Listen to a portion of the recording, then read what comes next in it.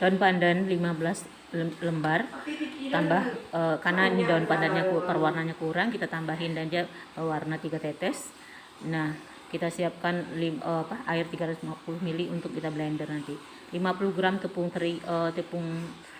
beras, 30 gram tepung tapioka, tambah tape itu 5.000 saya beli, dan itu susu, itu tambahannya pelengkap. Ini gula merah sudah disaring juga ya, dan tambah garam setengah sendok teh aja. Nah, sebelum kita blender ini, kita masukin, aduk semuanya dulu, baru kita masak. Udah sampai, nah udah kental gitu. Nah, baru deh kita siapkan air es untuk menyaringnya di situ. Nah, kita siapkan, dia kecil-kecil ya, penggorengan ini kita nggak perlu beli, nah, kita cetak aja pakai ini.